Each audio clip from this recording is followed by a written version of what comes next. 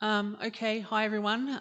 First of all, thank you, Matt, for inviting me to be a part of this. It feels like I'm contributing to something that sounds really exciting and has a lot of synergies with the work of the Public Pedagogies Institute.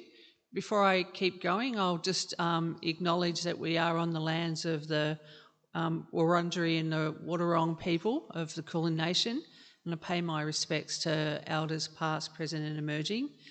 And definitely feel that, recognise that we are on stolen land, and it always will be, it always was and it always will be Aboriginal land. So I have a few different roles in life. I'm heavily involved in the Public Pedagogies Institute, and I'm one of the original founders of the Institute. It's been going for about 10 years now. And I also have a very intense day job at Victoria University. So in this presentation, I wanted to begin by giving a brief sort of introduction to the field of public pedagogy. And then I want to move on to the Institute and how it came to be. And then I'll focus on the Knowledge Project and Pop-Up School. And then lastly, I want to spend a bit of time speaking about how we have theorised what's occurring in this particular project. And the images that are going on behind me are actual photographs of what we call a pop-up school that's part of the Knowledge Project. And I'll explain a bit more about what they're about. And I've also got a small video that I'll show at a point to give you further visuals as to what that event's been about. So public pedagogy as a term and field is relatively new. It's probably only been in currency, that particular phrasing, maybe for about 10 years. And it's a field that signals that education and learning can occur anywhere. So the study of informal learning supports this, as do studies on the effect of socialisation that is inclusive of but exceeding formal schooling, alongside the myriad of cultural apparatuses that we engage with. Theories of subject formation and the possibilities of expression expand this educative process with and beyond the field of sociology and cultural studies through the broad tropes of philosophy and politics. So mapping what can be termed public pedagogy, it can run the gauntlet from so-called high culture in art museums or social history museums, but also so-called popular culture, such as Disney or the proliferation of Marvel and DC universes. And to date, the field has largely been concerned with power and ideology that are circulating through public tropes. And a large part of public pedagogy has actually been a focus on curriculum. And we argue this in part arises from concern with knowledge that works at the intersection of curriculum and pedagogy to form ideology. So this idea of curriculum and pedagogy being outside of formal educational sites has been present in discussions for a number of years now. So in 1981, a fellow called Schubert was acknowledging or describing this phenomenon as outside curriculum. And he basically talked about outside curriculum as occurring in families, homes, peer groups, non-school organisations, communities and mass media. And he was keen to assert that to be effective, curriculum in schools needed to relate to perspectives students acquire from other curricula. So there's always been this challenge to some extent around the notion that there's this ready split between knowledge acquired outside of formal schooling and knowledge within. And we're very interested in at the Public Pedagogies Institute in this collapse of so-called authorised knowledge. And it's a critical aspect of the way in which we theorise public pedagogy. So probably the most sustained contribution to the field has come from Jennifer Sandland and Jake Burdick and a fellow called Brian Schultz.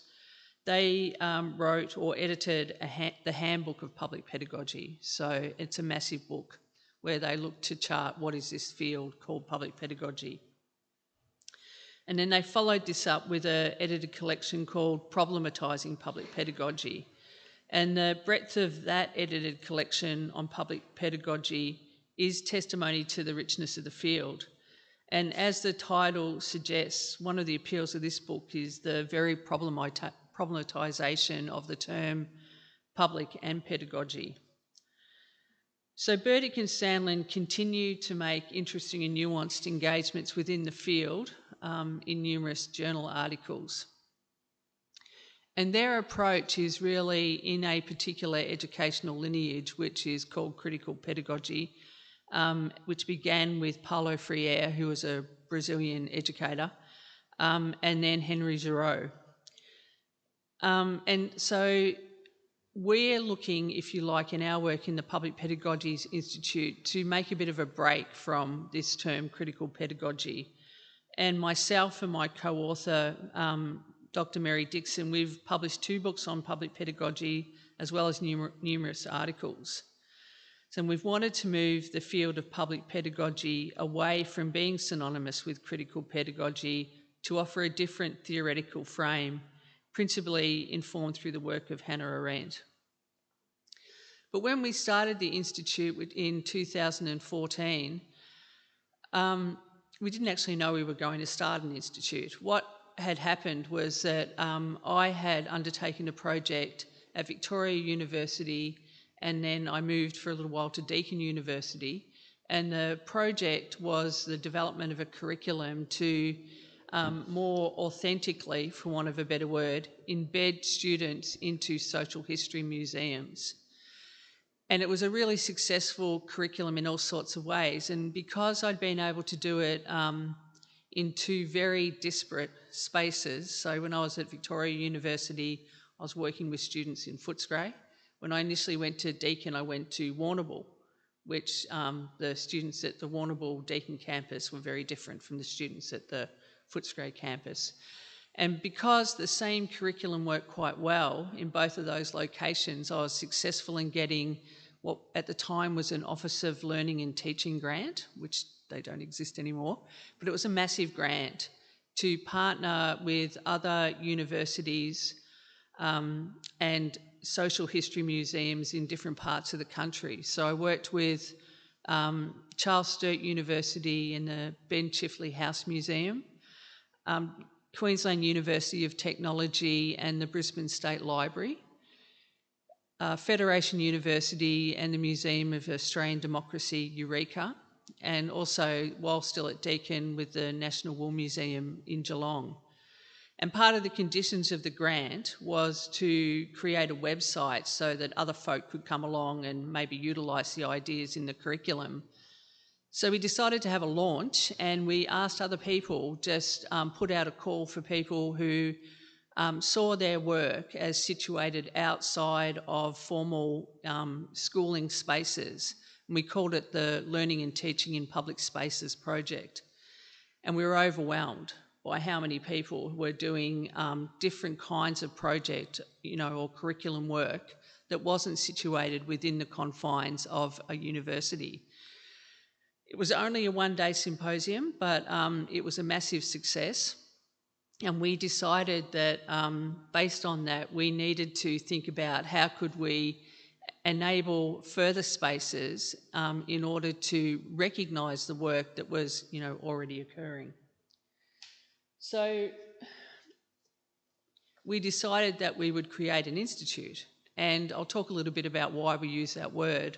We use it mindfully, but also at the time it felt like anything that was being spoken about education was coming from the Grattan Institute, and it still feels like that. Okay, so the Grattan Institute has done a study on X, and let's hear from someone from the Grattan Institute. And we were very conscious that the kind of work that was being generated there was only really telling one very particular story about education, and we wanted to tell another story. So as an institute, it resides totally outside of my place of work or anybody else, any other academic who's involved in it. So it's a not-for-profit organisation. but it does constitute itself as an institute, and the term institute has been chosen purposefully. Performatively, the word institute signifies a knowledge base. Given this, within the remit of what may be thought to constitute an institute, the intent is to raise or disrupt the prevailing hegemonic status of institutional knowledge. So it's more than a play on words, it is a deliberate choice to intervene into hierarchies of knowledge. In an educative intellectual sphere that is framed by an economic drive, the institute is constituted as a different focus to that of reading of the so-called economic health of an education system. In short, the institute seeks to shift the value of education from numbers to relationality, and through this relationality, the learning that occurs between people. And the Public Pedagogies Institute itself was inspired by the Raphael Samuel History Centre, and the basis of this centre is to remember and extend the work of the historian Raphael Samuel, who was with us from 1934 to 1996. So it's based in London. So for Samuel, the question informing his work can be understood as a questioning of whose history is of value. And to this end, the establishment of the history workshops in 1966 and the History Workshop Journal in 1976 explores this question. In so doing, Samuel challenged an empiricist approach to history, instead valuing oral history, memory, and ordinary people. And this was at the time a significant break with the terms of history as a discipline. This reconsideration was not limited to history. Critical theory provided the basis for questioning of a range of disciplines. This saw the introduction of programs that indicated a broadening of intellectual inquiry, such as women's studies and African American studies, alongside further challenges to notions of what constituted the terms of a given discipline. In light of these shifting intellectual spheres, the focus of the actual workshops does not lend itself to an easy description. So Kynan Gentry writes about the history workshop, quote, "Indeed, far from defining history workshop as a consistent position or set of objectives, it is perhaps more appropriate to regard it as a sort of transit lounge. People came in, were influenced, and then moved on, often in disparate directions." So the late 1960s and the 1970s is often characterised, educationally speaking, as an era of a democratic imperative in education. And although not specifically linked to this democratic imperative movement, the history workshop does have synergies with these changes. Specifically, the idea for the initial history workshops were for them to be co-created by students studying in subjects taught by Samuel at Ruskin College. And that college itself had a long legacy of being attentive to a working class student body. So Sophie Scott Brown has written a great book about Raphael Samuel, and she writes about Ruskin, the college that he was working at, as conceived as an independent venture, not directly attached to an existing educational institution or body. It was purposefully designed as a working class institution with the express intention to educate working men in order to achieve social change. This did not mean providing working class students with a means of ascending the social ladder through education, but in keeping with its namesake's ideals, equipping that class with its own thinkers and leaders, drawn from amongst its own communities. So to me, this quote, to shifting of what and whose knowledge is of value, that's the key in this quote. So how and whose knowledge becomes of value. So attention to tracing the origins of the Public Pedagogies Institute in the Raphael Samuel History Centre has brought to attention the complexity of the shift of focus from institutional authorised knowledge to that which resides in so-called more informal spaces. And in fact, when we write about knowledge and authority, we are separating these two terms to say institutional authority is often power masking itself as an authority over knowledge. So in our work, this is a major determinant of public pedagogy. The question the Institute continues to ask is, who sees themselves as a public pedagogy and what knowledges are they enacting? And so to this end, the Institute attracts anyone who identifies with the term public pedagogy. And the breadth of people who look to engage in a dialogue informed by public pedagogy offers a unique, informally structured conversation that contends with the educative remit of public art practices, safety awareness programs, learning precincts, historical societies, public institutions and local government.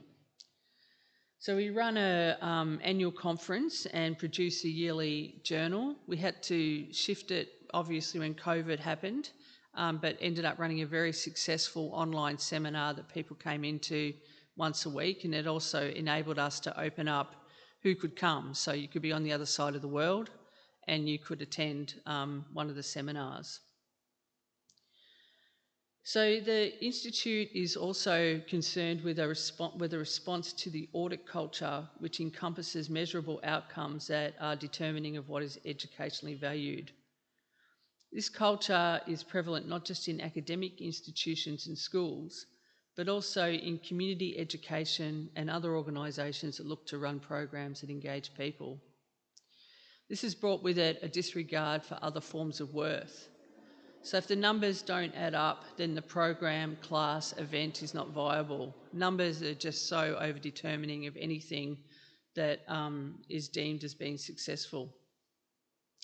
So one of the strongest impetuses for the Institute has been shifting this emphasis of value from numbers back to a human-centred regard for education. And this means the Institute is open to anyone who wants to be a part of it. And we often had people, well, I would have people ring me up and want to come along to a conference, but they weren't academics. And so they'd say, that's the first thing they'd say is, I'm not an academic, could I still come to that conference? And I'd say, yes, of course you can come to that conference. And there was lots of discussion around using the term pedagogue because people didn't know what it meant. So, you know, language, of course, is critical as to whether people feel a sense of inclusion or whether they feel that there's some sort of barrier for, you know, for them to engage, that I don't know that word, so, you know, maybe I'm not intelligent enough to go along to that event. So we did a lot of work with people within the conference setting or through the journal or through conversations to make it a space that people felt like they could come. You know, we did various things actually even within the conference itself, where straight after a keynote speaker, we would have people go into small groups so they could talk to other people about who they are and why they'd come. And because if you go to conferences, you'll know that they can be very, very lonely experiences and not necessarily something that you want to relive. So we wanted it to be something that wasn't like that, and that people felt a sense of what they were bringing in was as valuable as what the keynote speaker might have spoken about. So we did, you know, what has become clear is a very broad array of people who've become involved in the Institute. You know, the very concept of public pedagogy spoke to a breadth of people, and the Institute itself became a site of what we argue is a reauthorisation, and as such gave rise to our theorisation of this, and we use this term, the educative agent, and I'll address that a little bit later in this paper. So our main project, or our signature project, has been the Knowledge Project and the pop-up school. The Knowledge Project research first commenced in 2016, and since then has been carried out in very specific locations in the western suburbs of Melbourne. So Footscray, Werribee, Point Cook, Wyndham Park, and we also ventured as far down as Port Arlington, which is on the other side of Geelong. The project requires research participation in each location over a period of 12 months and includes a community performance called a pop-up school in each location. And at the end of the project, and I've got a few of these to hand out, we actually create from all of the interviews and the research that we've undertaken. This is an example of the one from Werribee, so this one's towards a Werribee curriculum, but there's a towards a Footscray curriculum, etc., etc. And the purpose of the research is to capture the knowledge that resides within that respective community. And it's an intervention because often readings of communities are very denigrating, particularly in the western and the northern suburbs of Melbourne, and they're very crude readings based on educational levels or income, and that's how a community is actually measured. So we wanted to make an intervention into that to say there's actual knowledge that is circulating within these respective communities and that knowledge, is of value. And coincidentally, when we first started, and you'll see in this book, that what we also did was look at the knowledge that we came to understand as circulating within the community, and then we read it against the Victorian curriculum to show that people in that area had that knowledge. But the way in which they were being, if you like, judged or appraised was through things like ICSIA data and NAPLAN data and all of these tests that get put in that are determining of the capabilities or the knowledge of a particular community. So education, has become a consumable item. So people actually buy houses in suburbs where if they can, where they think that the schools are better based on these kinds of rankings. But if you don't have the economic capacity to do that, you might feel like, well, what's going to happen for me? I can't afford to buy in an area where the schools are considered so-called better schools. And interestingly, where I teach and the kind of courses I teach in, students reflect on the schools that they've been to, and they're often schools that are spoken about or written about in very negative terms. But that's not how the students themselves have experienced the school. They've experienced the school as really great and the teachers as really helpful and they enjoyed school, but that's not how you would think of that school if you read the kind of data that was being produced about it.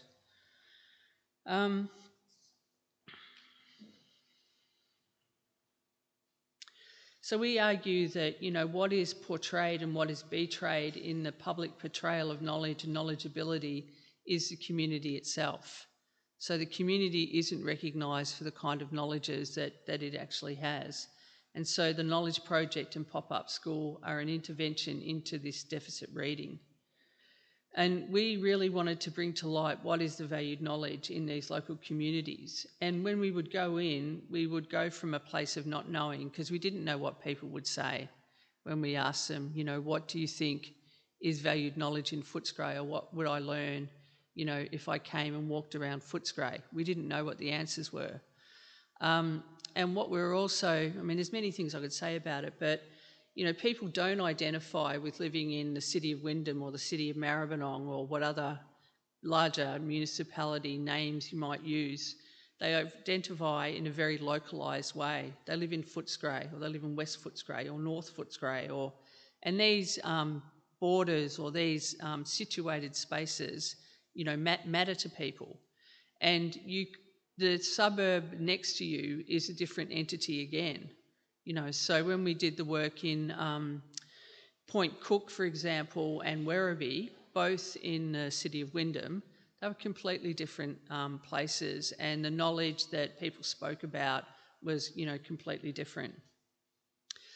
But for the purposes of this talk, I'm going to focus on the Footscray Pop-Up School, which was the first one that we did. So Footscray is an inner western suburb of Melbourne, Australia, and at the time of the project in 2016, it had a population of 17,536 people. And of those people, 7,083 of Footscray's people were born overseas, came from across 42 different countries, speaking 34 different languages. But Footscray itself is really, like geographically, it's tiny. The area comprises part of the traditional lands of the Bunurong peoples of the Kulin Nation. It has been an important meeting site and has been cared for and has played a central part of Kulin identity for over 40,000 years. And like the notion of land and country in general, has been recognised as a source of knowing. With the industrialisation of Melbourne, Footscray became the site of a number of factories, and with that, the home of generations of working class families. Initially, these working class families were made up of successive waves of Irish, Scottish and English colonisers, and then to Greek, Vietnamese, Sudanese and Ethiopian migrants. The local Footscray Railway is a main station for travel to the western suburbs and to regional areas beyond the city of Melbourne. Footscray sits on the banks of the Maribyrnong River, just west of the Melbourne Docklands. Footscray, with its large market, numerous restaurants and cafes, reflecting its culturally diverse community and close proximity to the central business district of Melbourne, is now being targeted by those seeking to gentrify this once undesirable industrial location. Footscray Railway Station is one of the main conduits for public transport, reaching from the city to the far west of Victoria. So the day-long performance of the pop-up school came out of a sustained conversation between the researchers and local community members, occurring over a 12-month period. Community groups and individuals were then invited to Madden Square in Footscray to share their knowledge through exhibits, short classes, performance, stories, photographs, objects, or texts that the residents identified as important for learning now or in the future. And at the time, we referred to those who agreed to come and share their knowledge in this way as teaching contributors. But when I talk a little bit about how we've theorised it, we've moved from that term. The local council, Maribyrnong City Council, is at pains to do something with Madden Square. It's a square that they want to have, they call it activated. They want it to be activated. So they were happy for us to use it as a place to have the pop-up school. It involved a Saturday in early summer, ceremonial smoke, a Bunurong welcome to country, warmth, signage, grass, foot traffic, concepts of education and learning, bodies in beanbags, hip-hopping, intersecting pedagogical events. Stalls were erected around the perimeter of the square. There was a central stage for music, poetry readings and talks. The local Trugo Club established a playing area on the patch of green in the square. Trugo is a game played by hitting rubber rings with a wooden mallet, and the game originated in 1926 in Yarraville, a suburb nearby to Footscray. A skateboarding club gave lessons down the laneway. A Vietnamese youth group made their own version of the piñata. These were Vietnata, and they held the words depicting cultural stereotypes, which they invited attendees to smash. People were invited to share their hopes and dreams in chalk writings on the old walls of Madden Square. The knitting club taught knitting and shared stories. The Benchmark crew, a group of South Sudanese men, sang and spoke their stories. The local historical society shared their maps and stories of photographs of football. And we photographed the events of the day, we recorded the responses from attendees, and we had a stall where attendees were interviewed regarding the knowledge they valued. And we recognised that interviewing about Footscray knowledge was more productively engaged when interviewing at the actual site of the knowledge in Footscray, surrounded by people from Footscray with the unique sounds and smells of the place. And this generated rich, situated knowledge. Could we show the video now?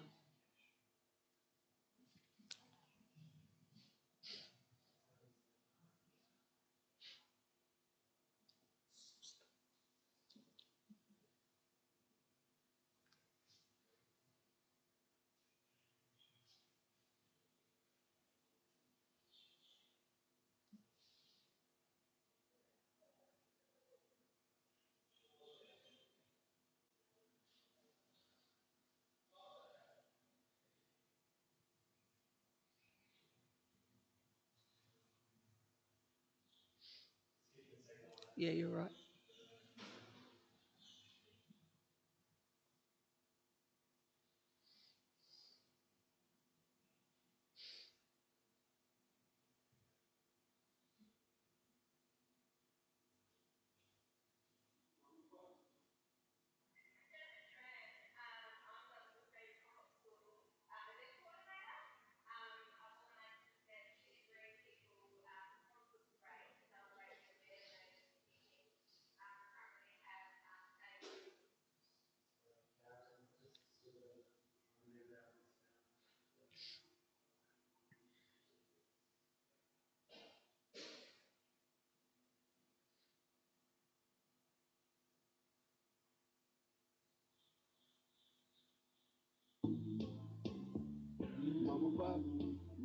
I'm Jennifer Tran. I'm the Footscray Pop-Up School event coordinator.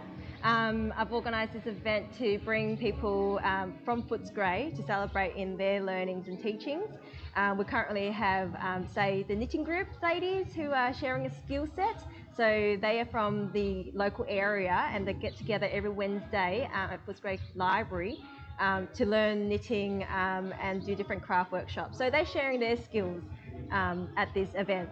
We also got some skateboard workshops, which is like about people learning coordination, skills that you don't actually learn inside a school. We've got a group called the Benchmark Crew, which are South Sudanese men who actually are from the area. They usually hang out in Madden Square where the event is organised. So they came together to perform a music song that speaks of their story. So that's what the Footscray Pop-Up School is about. It's about people from Footscray telling their stories, telling their history, and also sharing their knowledge and teaching about their culture through, whether it's like through music, through dance, through storytelling. So that's about public pedagogy. It's like learning in public space. The Public Pedagogies Institute is committed to learning and teaching outside of formal institutions, and this event really epitomises what the Institute is about. Everywhere you look today, you'll see exemplars of knowledge that is held in Footscray, the knowledge of Footscray. And that is really something that the Institute is committed to understanding, reflecting and representing. As time goes on and as the world as we know it progresses, it seems that knowledge is more and more located within the confines of the schooling system. But our aim or our remit or our vision is to take it out of that space and to recognise the fact that everybody who's here today, everybody who's in the broader geographical community of Footscray in this instance, has knowledge and teaches that knowledge and learns from other people. And that's part of, well, that is absolutely what we're wanting to celebrate, and that's what we want to focus on. Oh, keep it going. Yeah, go, go. Keep it going. Let's get it.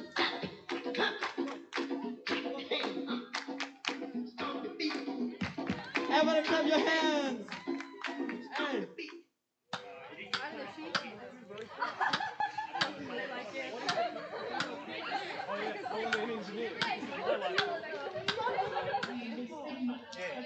I've never done it before. This one's it's really cool to listen to saying because it just curls up. I created a kind of 6-7 week workshop where I recruited a bunch of 9 young people who were interested in creating something that we could share with the public. And what they came up with was a concept called viñata, which is a Vietnamese take on the piñata, where we used the piñatas to, I guess, be a symbol where we can, where we attach the slogan that that represented a stereotype or a negative pressure or expectation that we had within our community, and also all the kind of stereotypes and racism that we experience from outside of our community. So we invited the public to help us break through those barriers by symbolically, hitting the hitting the piñatas and helping us, to break that so that we can be who we want to be. We've got a few kids learning to skateboard this afternoon, and it's what Rich and I do. We own life, the journey of life. The skateboard's the balance in between, so it's great to be part of the community and get kids involved with skateboarding and working together, sharing the experience.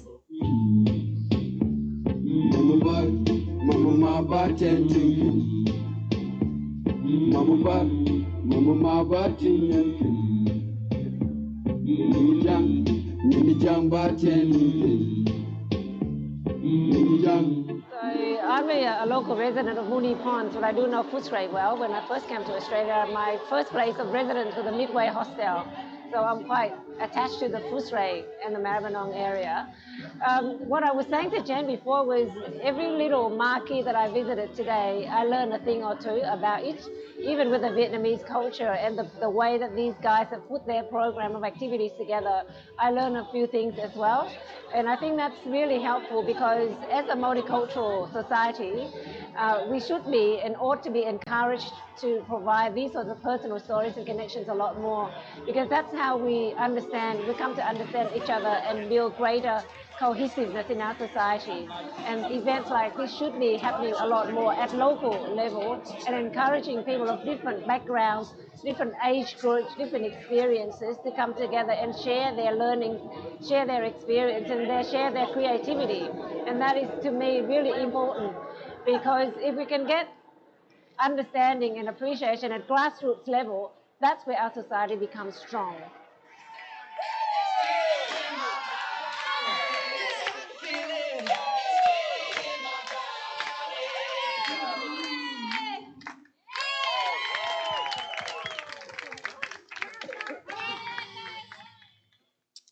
So hopefully that'll give, it does give a very strong sense of what the pop-up school event is like. And if you go to the Public Pedagogies website, there are other videos of other events. So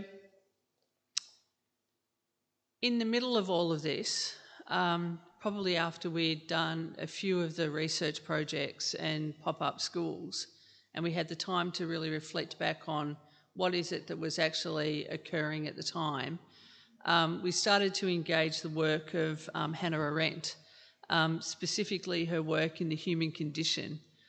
So I don't know if there are any Arendtians in the room, so apologies in advance if you've already heard this a million times before. But in her work in the human condition, it's an interrogation on what constitutes being human, both a political and a philosophical expose. The work traverses antiquity through to the modern era. And in Arendt's writing on the public and the private realm, she identifies two elements of the public. Firstly, Arendt notes, quote, everything that appears in public can be seen and heard by everybody and has the widest possible publicity. And then secondly, she writes, quote, the term public signifies the world itself insofar as it is common to all of us. Arendt describes the split between the public and the private realm as being demarcated by economics, that has increasingly moved from what constituted only the affairs of the household in Athenian times into the social in modern times. Arendt notes the public and private realms have been in existence since the rise of the city-state. This is in contrast to the social realm that Arendt argues is neither private or public and is relatively a new phenomenon. The social is often conflated with the public realm, but for Arendt, the social is a reflection of private interests. Arendt writes that private interests assume a public significance that we call society. Arendt argues in this shift from public to social, with a simultaneous rise of economics as no longer merely a private concern, the public realm has become diminished. So in Arendt's work, she outlines three spheres of being that circulate in society: labour, work and action. And labour, in Arendtian terms, is an activity that is undertaken to preserve ourselves and is biologically driven. Work is the activity that moves human existence outside of the so-called natural world to one where human existence is bounded by that which is not the natural. And action is an order of being whereby a new beginning occurs. And this distinction of action is central to our reading of public pedagogy. So the notion of action, its nature and its role in the world is incredibly important, has become increasingly incredibly important to us as we think about what's happening in these spaces that we create. Arendt argues if the public realm has receded and has been replaced by the social, the possibility of this idea of action is diminished. This is because if the social is determined by private interests, it consists of elements that cannot be free from those determinants that occur in our work. Work is the production of objects beyond the labour of biological survival. Both labour and work are necessary for existence. Action, however, is the space where freedom can appear.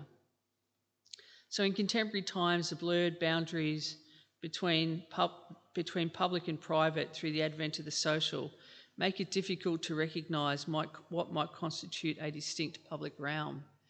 However, the public realm is where the possibility of realising the third sphere, that of action and speech, can occur.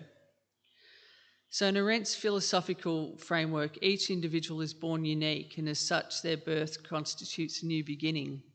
Through speech and action, this uniqueness is revealed. This uniqueness is referred to as who a person is, as opposed to what a person is. Arendt writes, "With word and deed, we insert ourselves into the human world. This insertion is not forced upon us by necessity like labour, and is not prompted by utility like work." So Arendt writes of two manifestations of speech and action.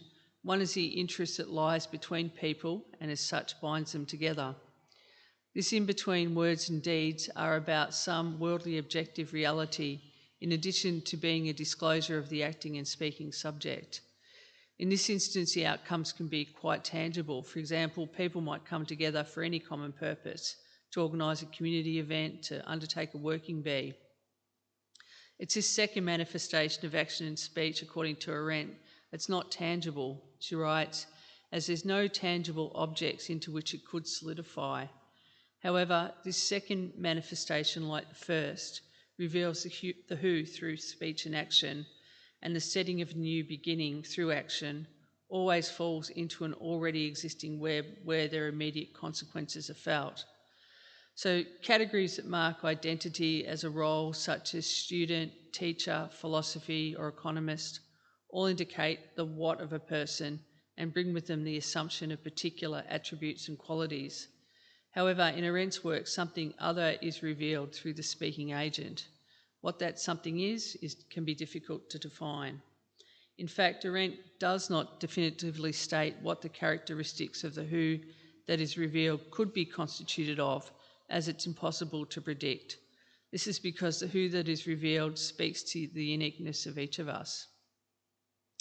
What Arendt does indicate is this revelation is the moment of a beginning and makes itself visible in the public realm, from which she writes, everything merely necessary or useful is strictly excluded. In this public realm, there is a possibility of the appearance of the agent revealed through speech and action. Arendt writes, whenever people gather together, it is potentially there, but only potentially, not necessarily and not forever.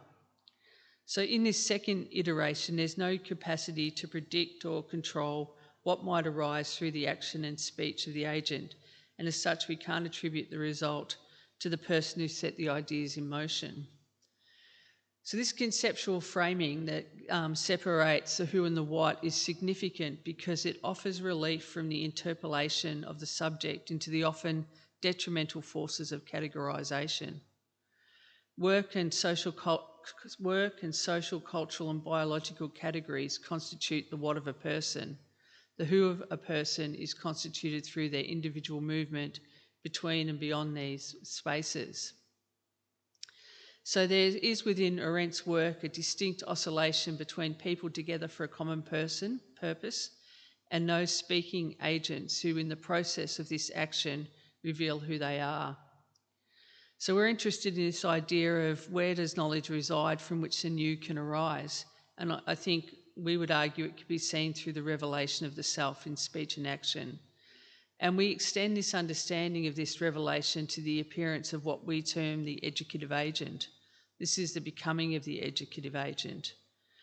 So each of these areas are regarded as deficit relative to education attainment. So each of the places that we've done this work are regarded as deficit relative to education attainment and income levels. However, what we're trying to say is that within this formation of people coming together, such as the event at the pop-up school, we didn't know what was going to occur, and it's never possible to know what is going to occur. So in this instance, this iteration of is the public realm in the Arendtian sense of the word. So it's not in the interests of formal institutions to recognise the kind of authority that's circulating in these spaces. They're not interested in it. Because to be interested in it, that would mean that they would have to, if you like, give up the way in which they utilise power and the way in which they mask their use of power as saying that they have the monopoly over what is considered knowledge. So they're not really interested in these kind of knowledge circulation, the way that knowledge is circulating in these sorts of events. So attentiveness to who a person is in the Arendtian sense offers an opportunity to inhabit a space of plurality. This possibility is what is denied when the learner is positioned as lacking in some way. So going back to that idea of critical pedagogy, in critical pedagogy, this lack is the educator determining what the learner does not recognise, i.e. the terms of their oppression, how they're being, if you like, formed as a subject within the powers that be. In the broader academy, this lack is the discipline-specific knowledge that learners must acquire.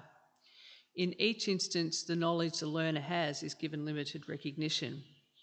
So knowledges are not static, they're dynamic. That's why we call these documents towards a Footscray curriculum. We don't say this is the definitive knowledge of Werribee, fixed, stable and won't ever change.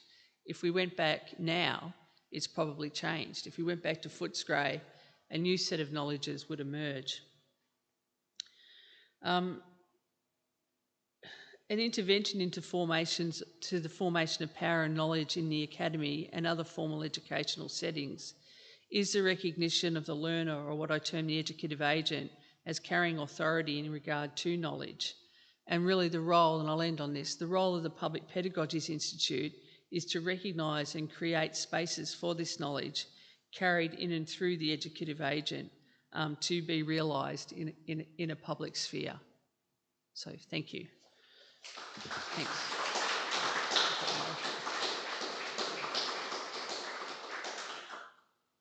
Happy to take any questions.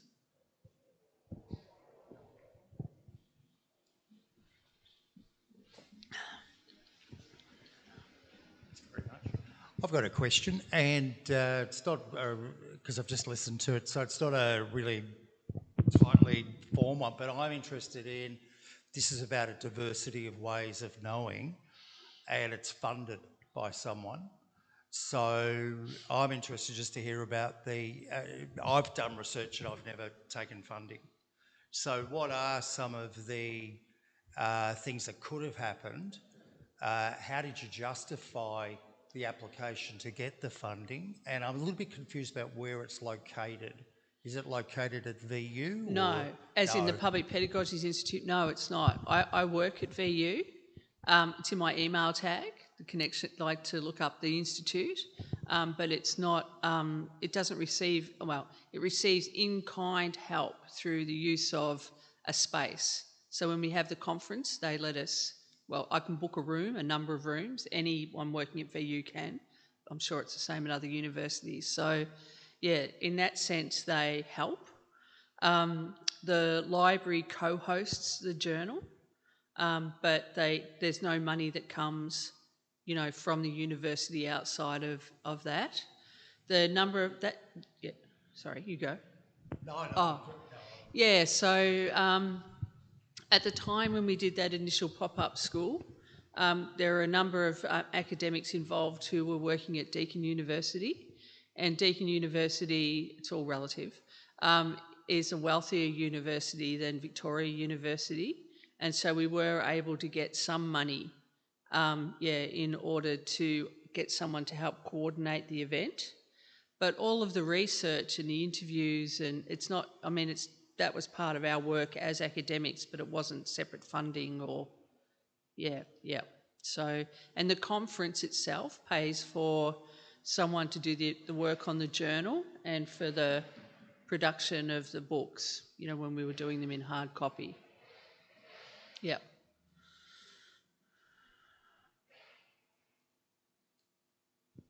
So maybe I can ask a question, Karen.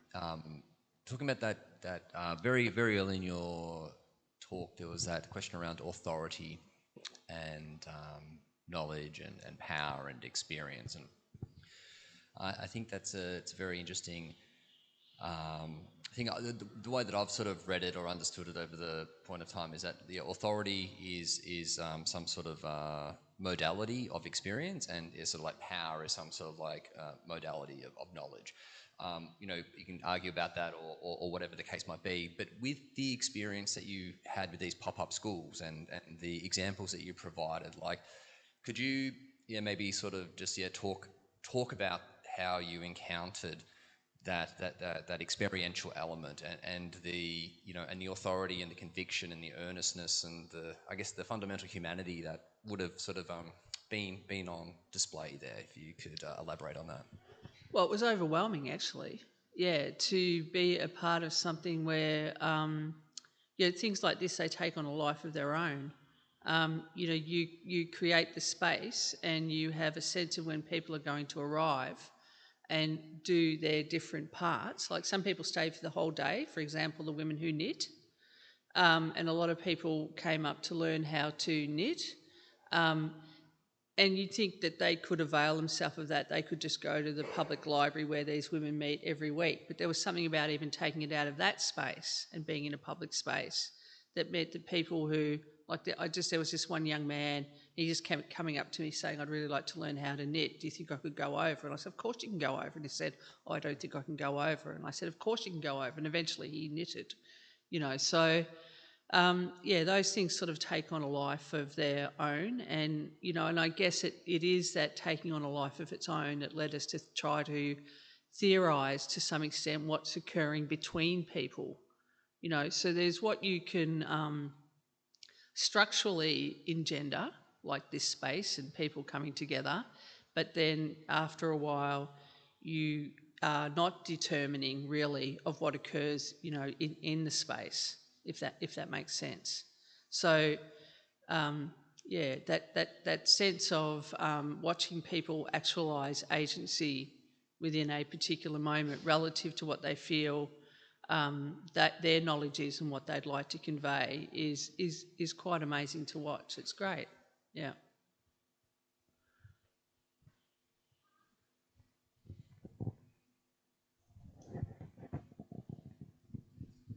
Hi, my name's Dan.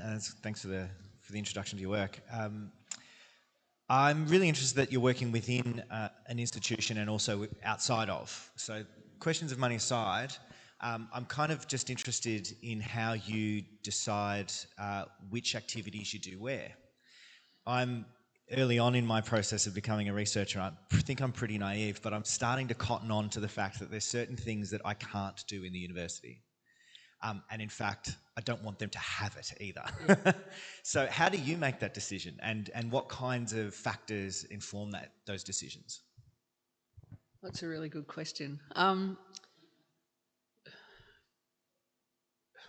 Well, because the work actually, my whole ideas of, how you work as an educator are usually prompted by a question as to why something isn't working the way in which you imagine that it could work, and how do you answer that question. So, and that was the absolute pleasure of working on the Learning and Teaching in Public Spaces project with students doing work in social history museums. I love that project.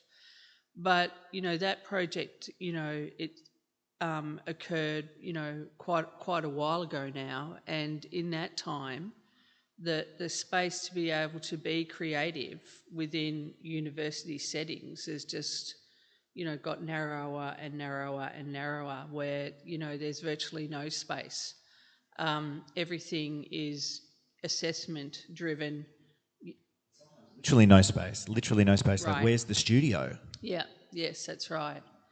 So these sorts of projects, these bigger inquiries into, what is knowledge, what constitutes knowledge, whose knowledge is considered of value, etc., it's not like I'm a split person. It permeates the work that I do within the institution. But to really realise and work with people in projects like this, it really has to happen, outside of the university. It really does.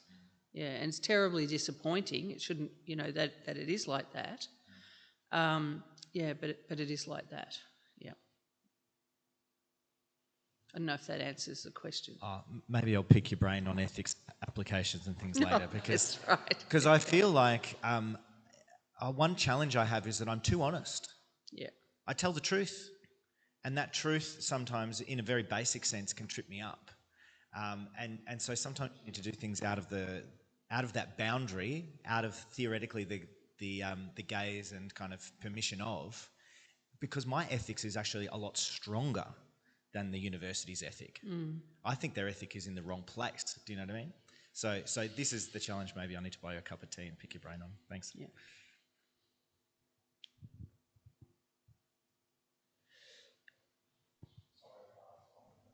Oh. Yep. Oh, you're right. And then there's this man up there. Yeah, no, you're right. No, I was just going to say with the points there about sort of almost like the impossibility of doing certain kinds of work in the university as part of your work plan, just a question, is that foregrounded in the written materials that come out of the project? No, because the thing is, it's not about, like originally when we started doing, say, the knowledge project in the pop-up school, it was to make that intervention and make argument back to that deficit narrative and say, look, these people, if you read this knowledge against what the, say, Victorian state curriculum says, they do have this knowledge. It's just that the way that that knowledge is being recognised, is not able to be attentive to the fact that it is already there, right? So, but if you spent your time trying to, critique and make argument all the time about the institution, you'll wear yourself out. So that's why the necessity of creating other spaces to realise, other possibilities, without the expectation that the powers that be within inside the institution, they wouldn't necessarily, the terms in which they set up the institution wouldn't necessarily have the capacity to recognise the worth of that and a million other iterations of the stuff that other people do. Yeah, so not just that. Yeah.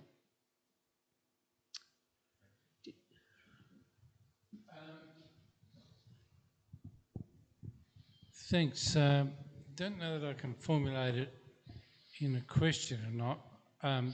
It's such a mind-blowing experience to see what you're thinking or your vision. Very free-form, so obviously I'm quite reduced to being a structuralist. So I'm just trying to relate it to my own life and experience of growing up. I grew up in a small country town that was on the ocean. So we had a fantastic beach. So we kids just played down there all the time, taught ourselves to swim and fishing and everything. So we learnt off a whole lot of older kids and men,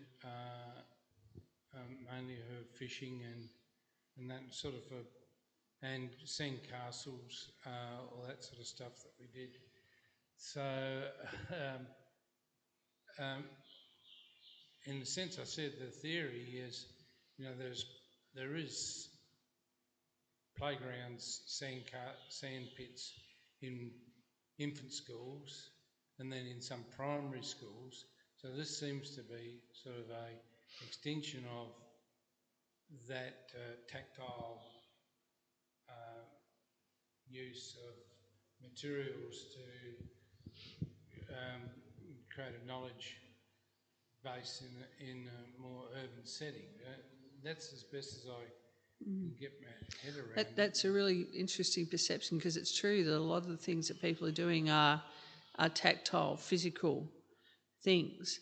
But the other part is, what are people saying to each other when they're enacting those physical activities? That's the most, I mean, not the most interesting, but one of the really critical parts of of what's occurring. Yeah, I mean, just last year, going back to last year, down at the beach with my grandchildren, these other kids came along and then they were all building, and then they created this whole story about what they were doing together. That seemed to be more important, more interesting, and community building, the engagement with the parents, with these children. Yeah, so I guess I'm just wondering what would happen if you put a giant sand pit and sandcastle building facility in the middle of Footscray or in the middle of Victoria Market. Yeah.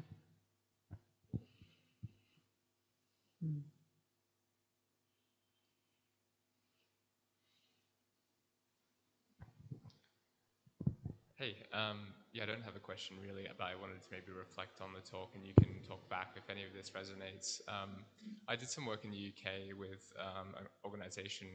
I'm an anthropologist, and I was sort of doing fieldwork there with squatters, but I was also involved in sort of launching buildings that could be opened up to the community and would hopefully get people into the space doing like yoga or, you know, skateboarding or whatever, insert your activity here.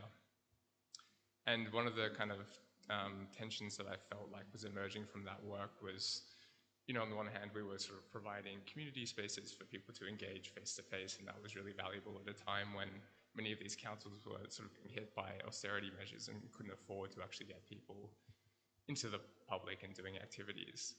On the other hand, that relied on this huge volunteer labor force that was kind of heavily exploited. You know, like people who put their hearts into this work were also doing a lot of the kind of cleaning up and staging and so on without adequate support or care. And I'm wondering if that kind of tension is playing out here in similar ways, or how you're maybe thinking through that kind of. Well,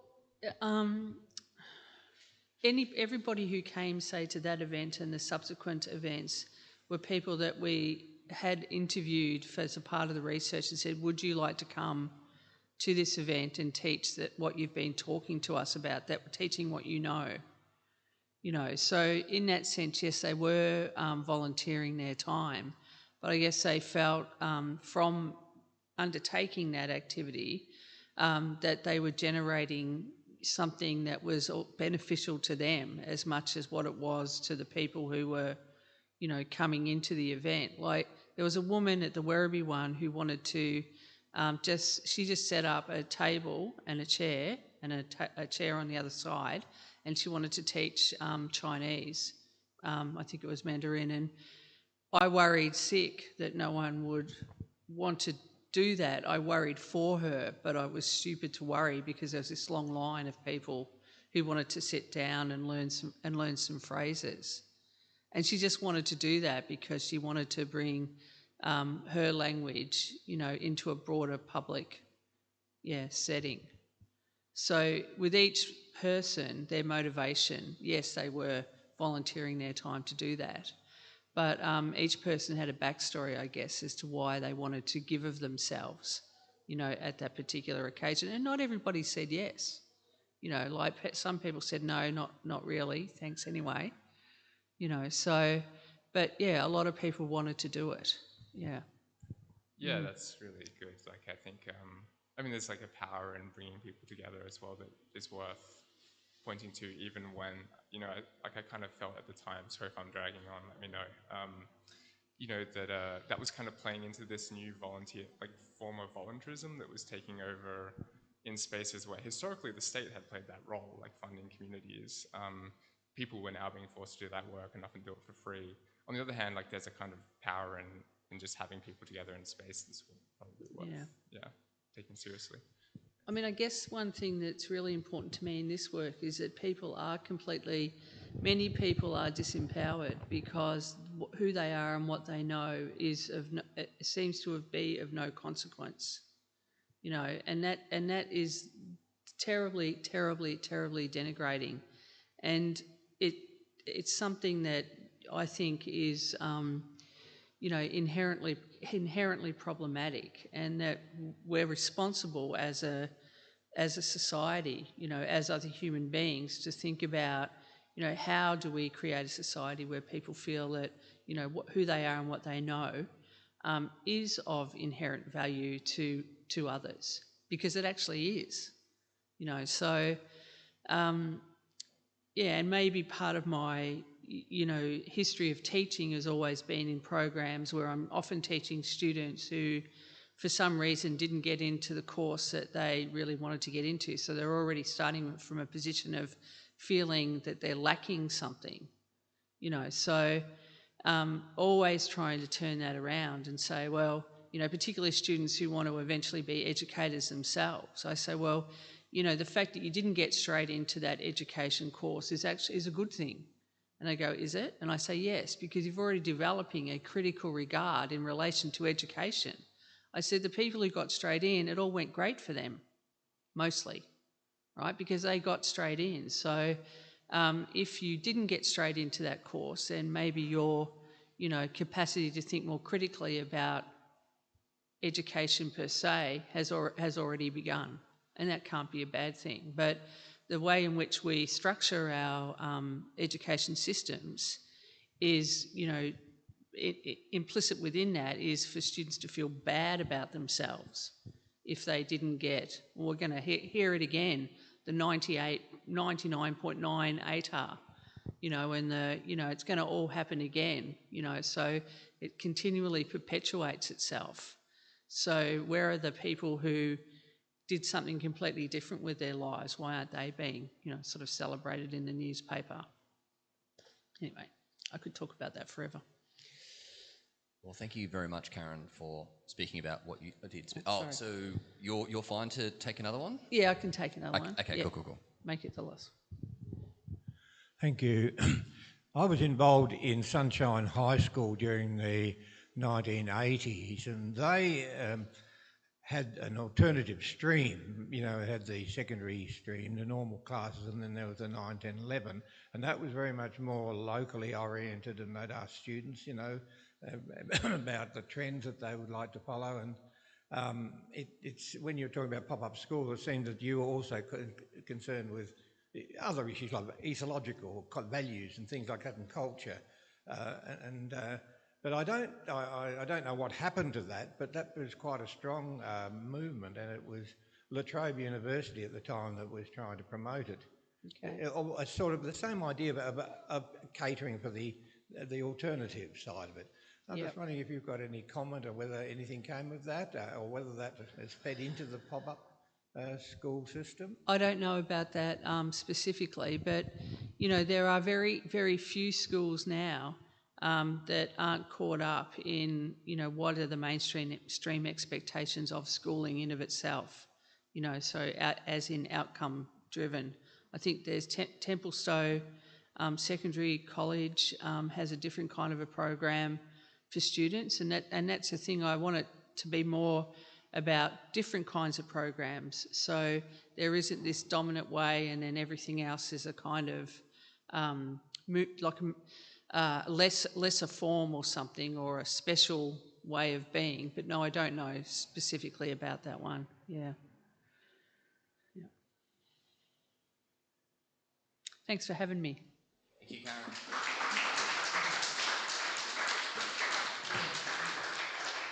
I'll leave these.